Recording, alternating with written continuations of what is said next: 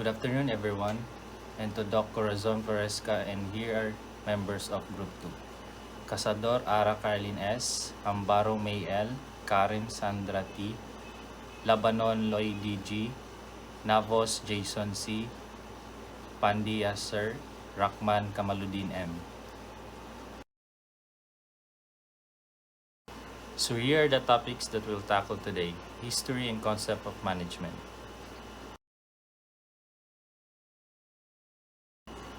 Today, I'll be presenting the first topic of our discussion, which is about the Scientific Management School and Taylor's 4 Principles of Management. This topic is crucial because it laid the foundation for modern management practices, focusing on improving efficiency and productivity in the workplace. We'll explore how Frederick Taylor's groundbreaking ideas shape the way organizations operate and manage their workplace. I'll begin by discussing the key concept of scientific management and then dive into Taylor's 4 principles in detail. So let's get started.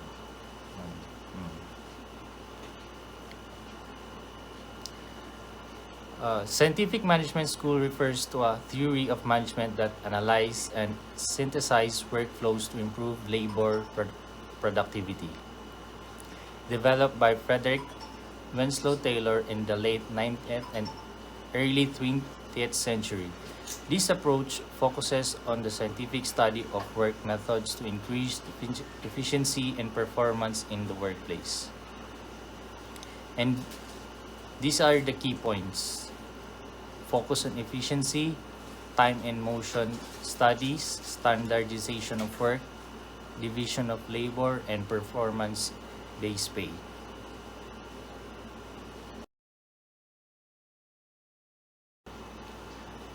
There are 4 principles of Taylor's scientific management theory. This includes scientific methods are used to discover the most efficient way to perform tasks, clear division of responsibilities, performance-based pay, rig hierarchy, and strict surveillance of employees.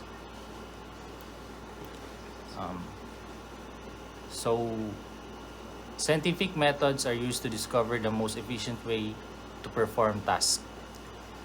For example, in a fast food restaurant, management observes how employees prepare burgers. By studying the process, they might find the pre-portioning ingredients saves time, which allows more burgers to be made quickly. Clear division of responsibilities. And the example is, in a clothing store, one employee might be in charge of handling the cash register, while another focuses on organizing stock. This ensures that each person knows their task and work runs smoothly without overlap. Number 3, performance-based pay. For example, in a call center, employees who resolve more customer issues or handled more calls within an hour might receive bonuses or a pay increase based on their performance. The last one is rig hierarchy and strict surveillance of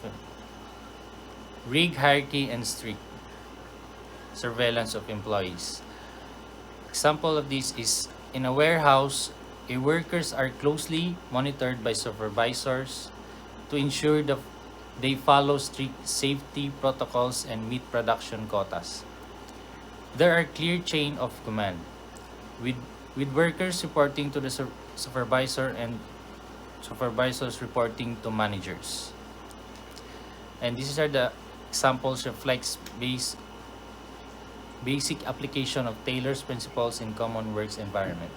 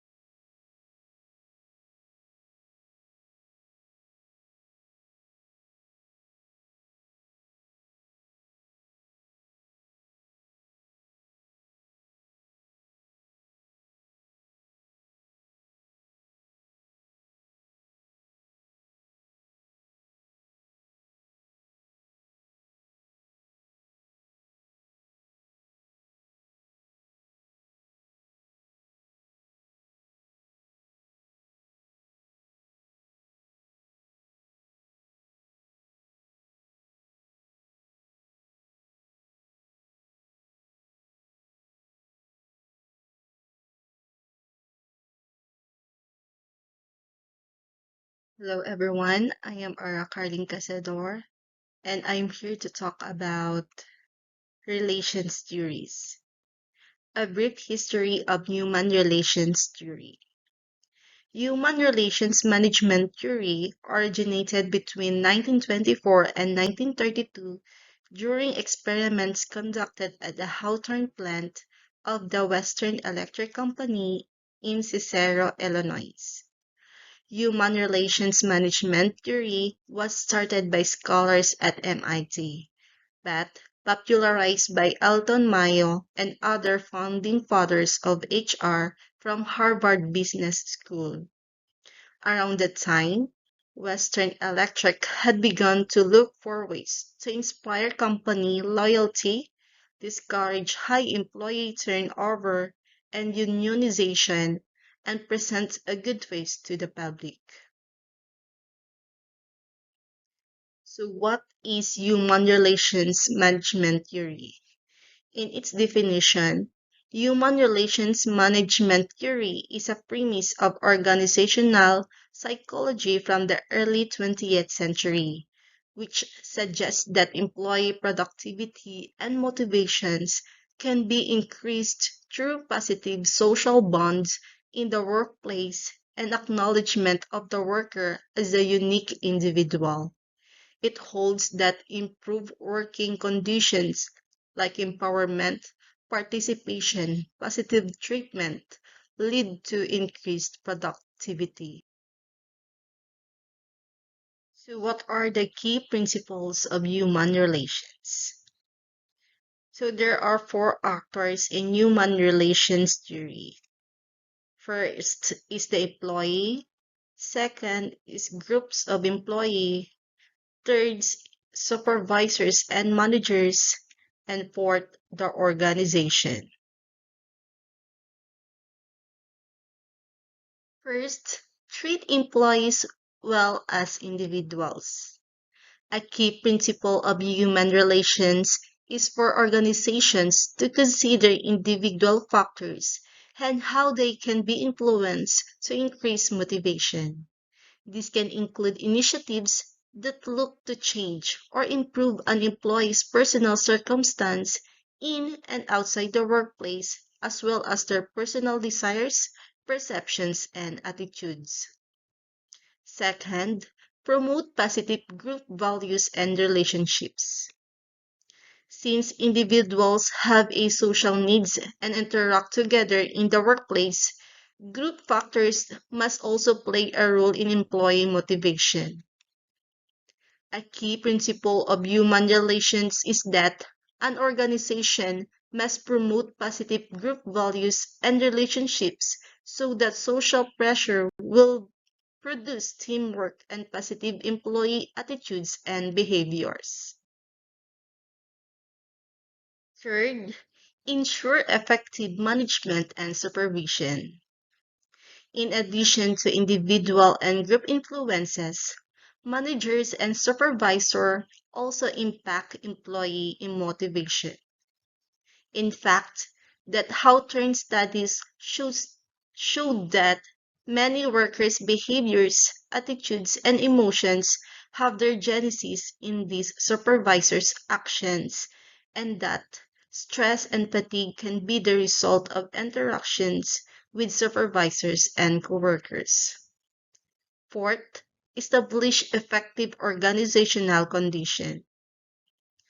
As you may have noticed in these previous three categories, the organization is clearly at the center of human relations. This is because the organization houses and controls the underlying conditions for all the aforementioned parties and interactions. Thus, a key principle of human relations is that organization must create working conditions that allow for or promote increased individual and group attitudes to work. This include the organization ensuring that physical working conditions are safe and conducive to employee performance. Social and other related working conditions promote employee productivity. Employee compensation and benefit are appropriate and effective. Managers and supervisors have and use appropriate leadership skills. Input from managers, supervisors, and employees is incorporated into the organization policies and procedure. And last, all parties' interests are aligned. Good day, everyone. This is May Hambaro. I'll be tackling about the fourth topic in the history and concept of management, which is the classical organization theory school. What is the classical organization theory school? This theory is known as the structural organization theory, which places more emphasis on the structures of the organization rather than the workers within the organization. This theory views the organization as a machine and the workers as components, and of the belief that the organization can increase efficiency by making the workers efficient. In classical organization theory school, there are five elements or pillars. First pillar is the departmentalization.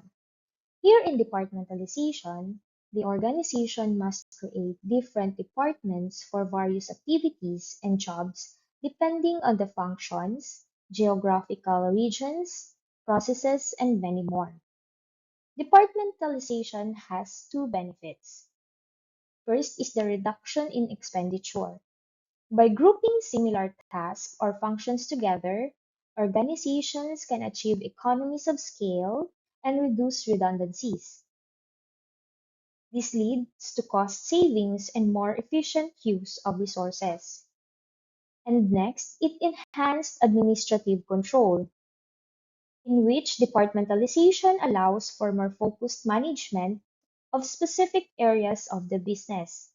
Managers can concentrate on their specialized area, leading to better oversight and control over activities and outcomes. Next is the coordination. The organization ensures that there is harmony, unity, and peace among different groups, departments, division, and section within. Is important because it ensures that various parts of the organization can work together harmoniously.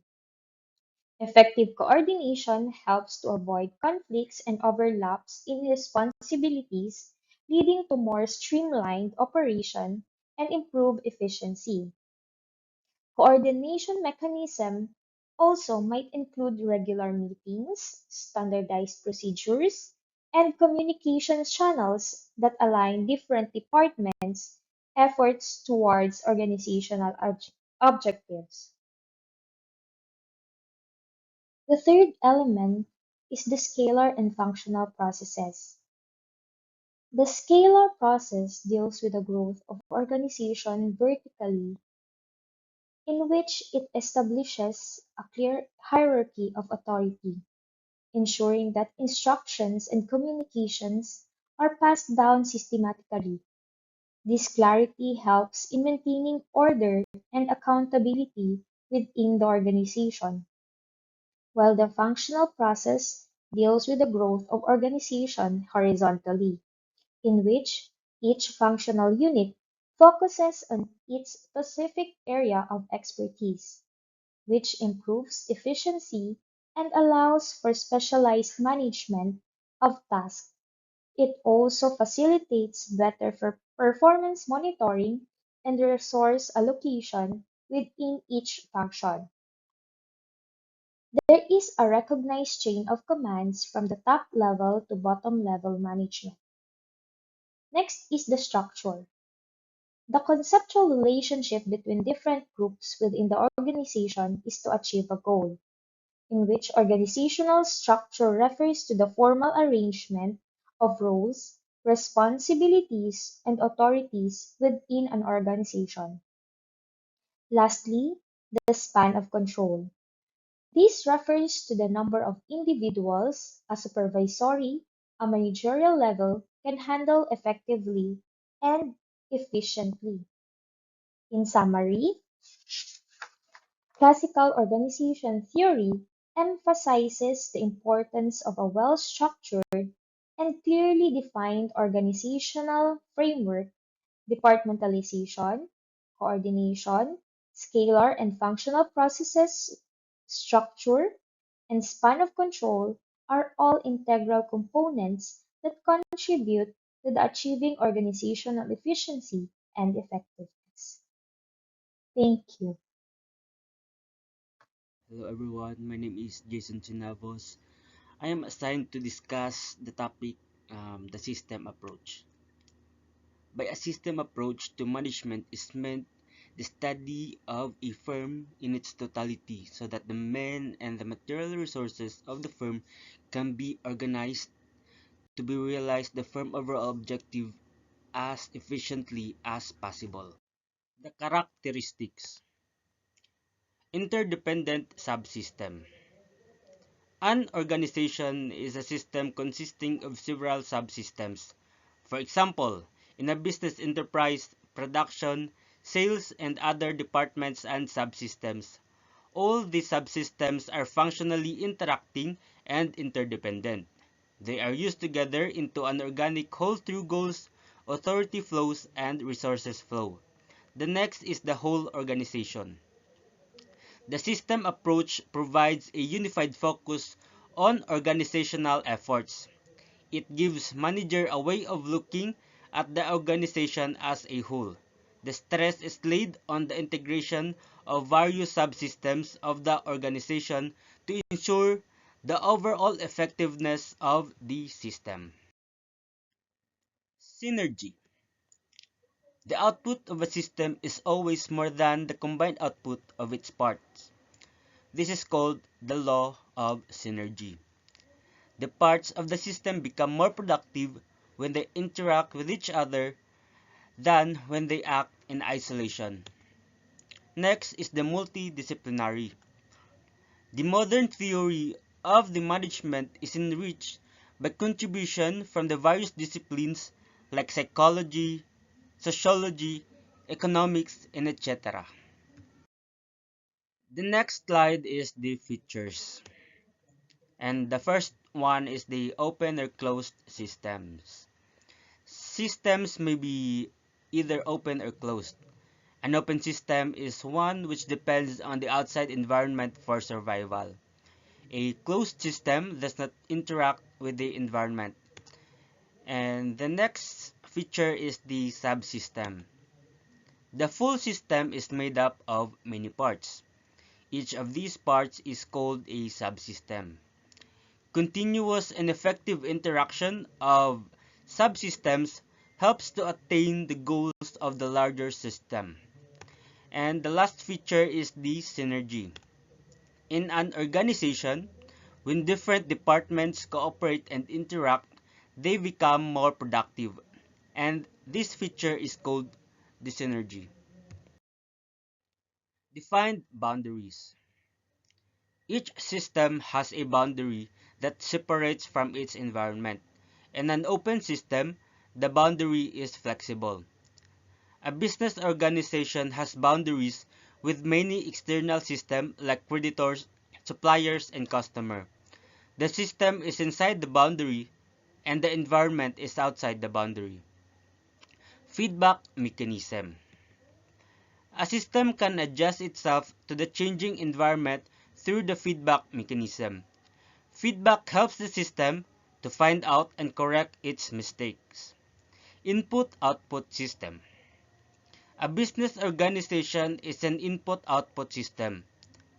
Inputs consist of humans, physical, and financial resources obtained from the environment.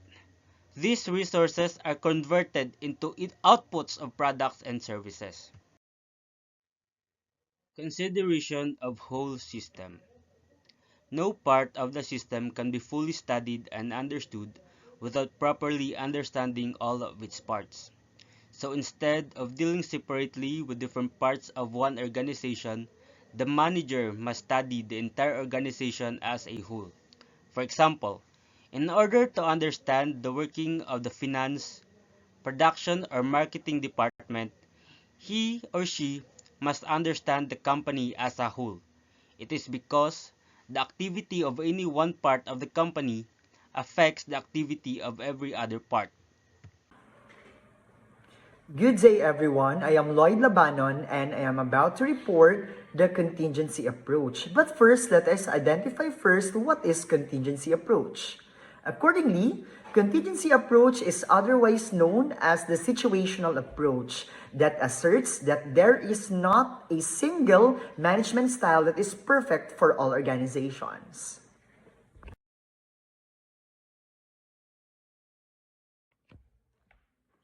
Factors that influence the contingency theory are numerous. This includes the following. Number one, the size of the organization. Number two, how the firm adapts itself to the environment. Number three, the differences among resources and operational activities. Number four, the assumption of managers about employees. Number five, the strategies, and last is the technologies being used.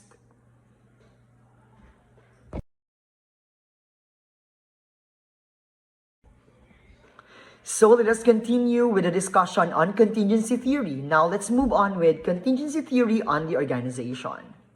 Whether you are starting a new company or restructuring one you already own, building the right organization structure is important for your company's future success.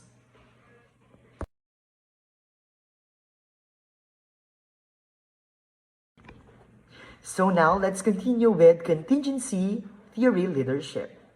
The contingency theory leadership states that effective leadership is contingent upon the situation at hand. Essentially, it depends on whether an individual's leadership style benefits the situation. And moving on with the contingency of decision making. Decision making, whether at corporate level or departmental level, is subject to contingencies.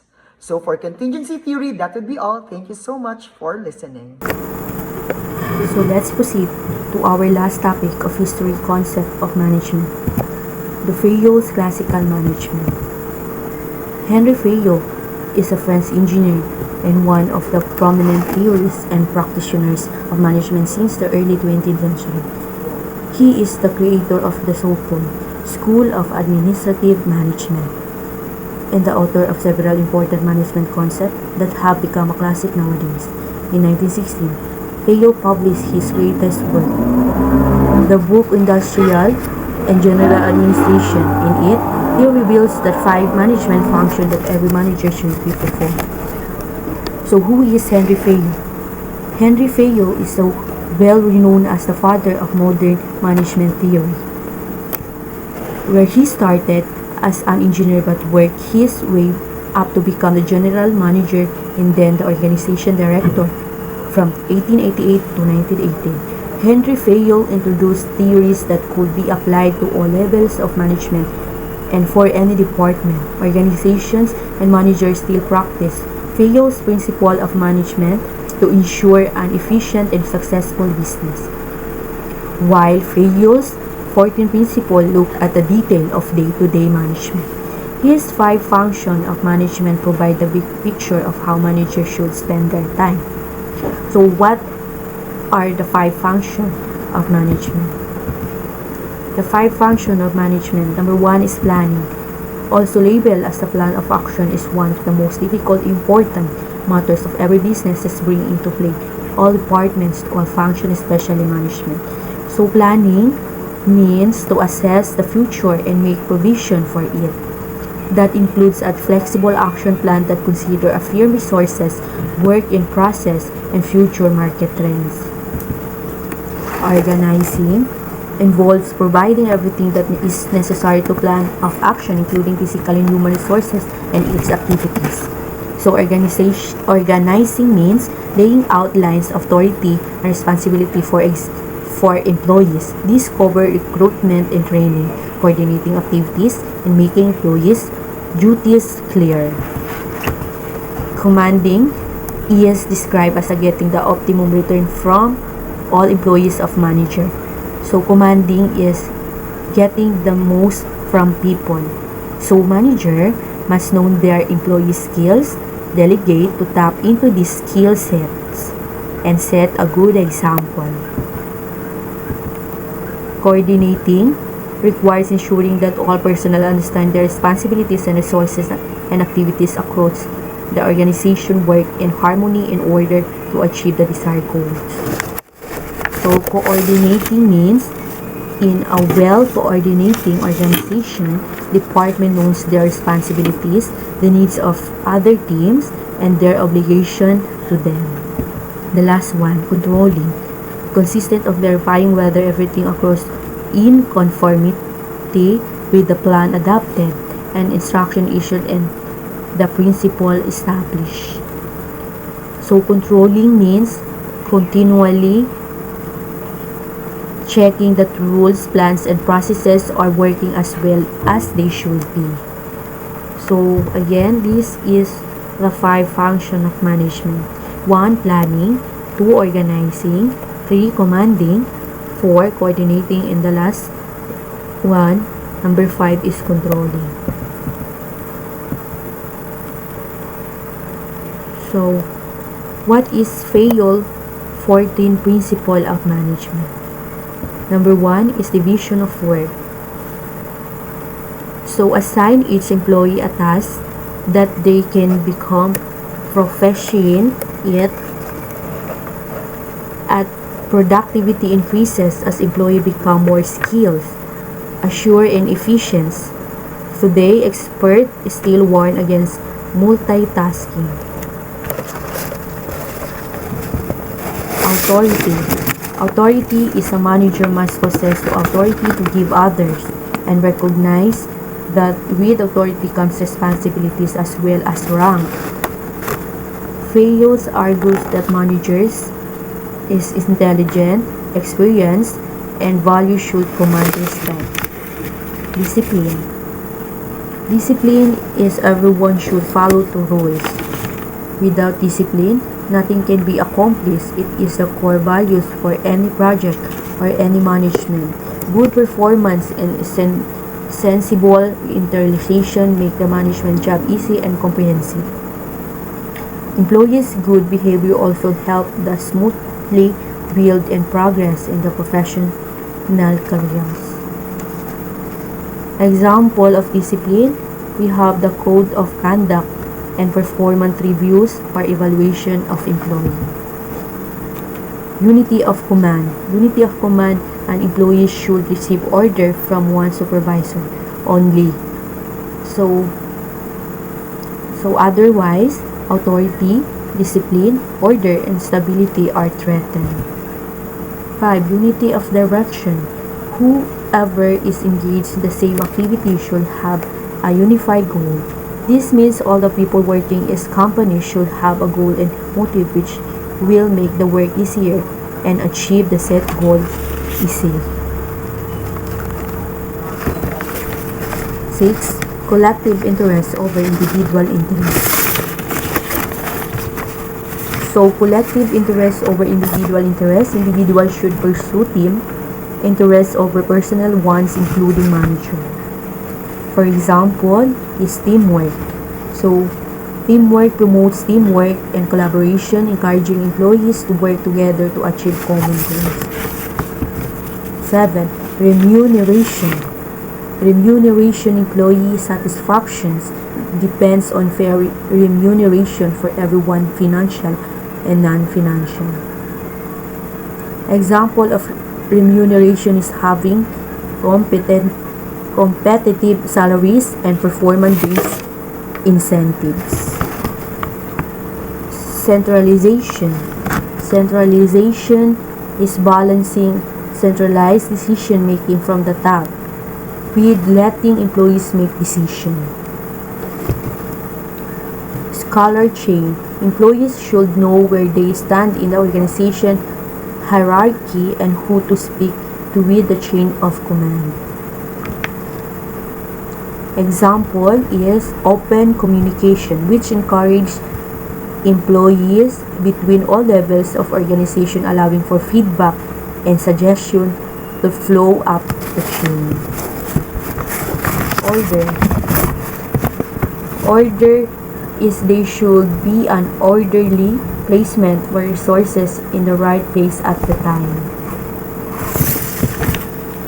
Equity is managers should be fair to all employees through a combination of kindliness and justice.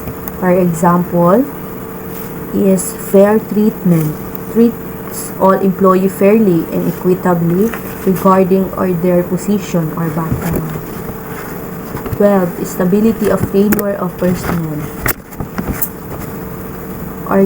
Organization should minimize staff turnover and role changes to maximize efficiency. If people are secure and good at their job, they are happier and more productive. 13. Initiative employees should be encouraged to develop and carry out plans for improvement. Example of initiative is employee empowerment, which encourages employees to take initiative and contribute their ideas and solutions. The last one is esprit de corps. Esprit de corps organization should strive to promote team spirit, unity, and morale. Example of esprit de corps, we have team spirit and shared values.